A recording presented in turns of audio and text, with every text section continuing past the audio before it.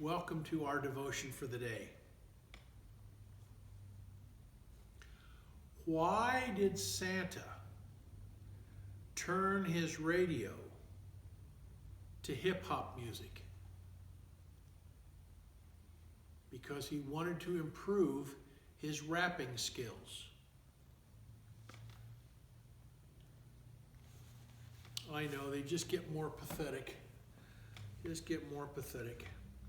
God's little instruction book says this: two things are hard on the heart. First is running upstairs, and the second is running down people.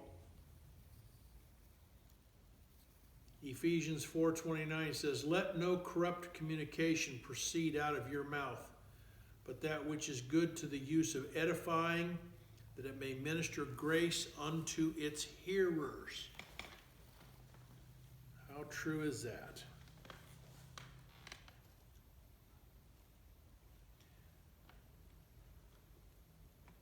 This was one of my sister's favorite stories. It's called The Faded Blue Blanket.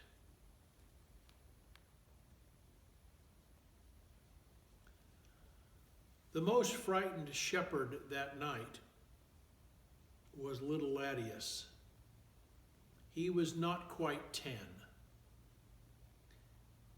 He hid behind his brothers when the bright star appeared, and when the angel came, he hid behind a huge rock. Yet after Ladius heard the glad news, fear left him, and he limped back to his own brothers who were planning to set out for Bethlehem.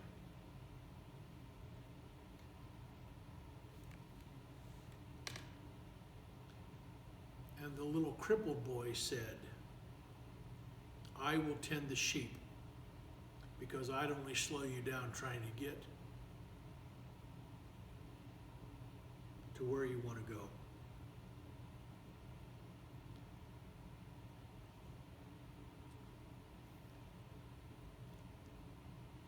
And his brother said, "We must each take a gift." One chose his flint to start a fire for the Christ child. One picked meadow lilies for a garland. And the oldest chose his most prized possession, his golden ring.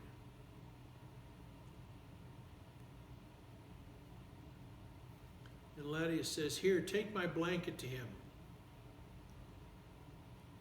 But it was badly worn, it had some holes in it, and it was patched. It was tattered. And besides that, Ladius would need it that night when he slept. The brothers left Ladius alone by the fire.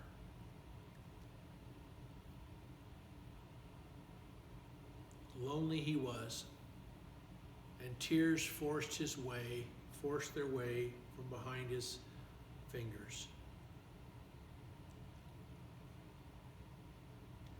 Soon the night hush soothed the boy's heartbreak.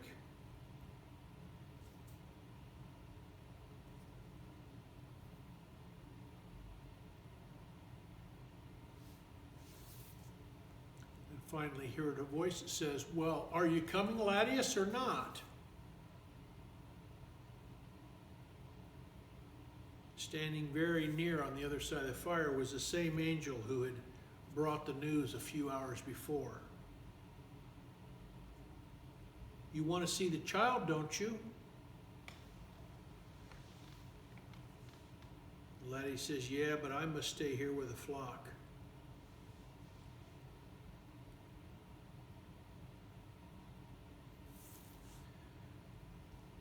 And the angel said,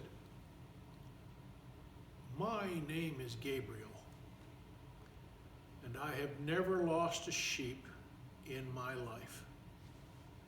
Your sheep will be well cared for. Take my hand and bring your blanket. The child may need it." And suddenly Ladius was outside the stalls, the stable. Kneeling by the manger were his brothers. The angel lifted his finger to his lips so Ladius did not call out.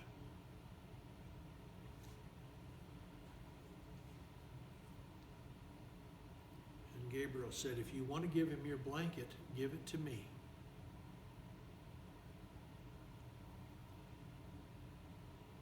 So Gabriel took the blanket and quietly covered the babe with it.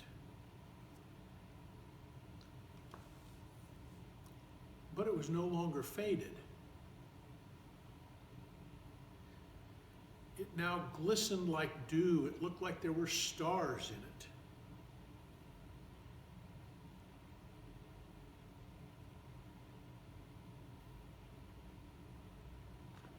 And Gabriel said, your gift is well received.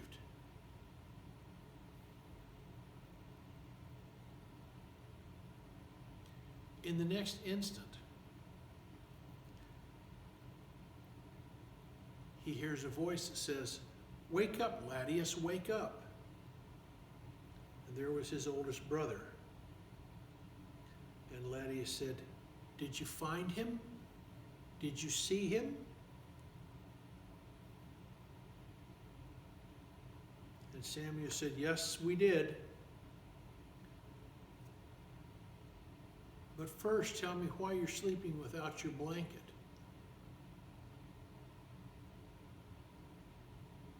And Laodius looked around, and he searched all around that side of the fire. His blanket was nowhere to be found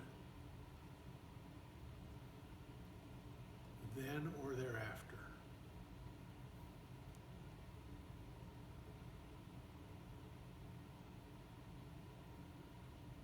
Let us be in prayer.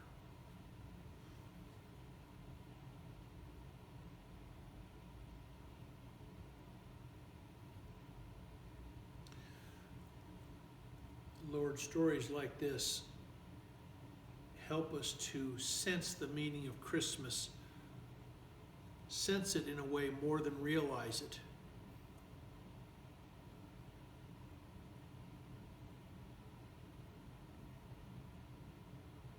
One version of this story has it that when the boy woke up, he was no longer crippled. Either way,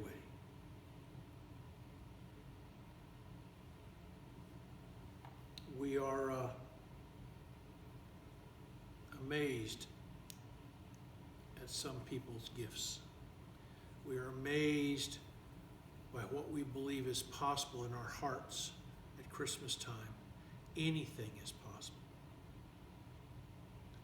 Sustain us and preserve us, Lord. Sustain us and preserve us. Amen. Be at peace.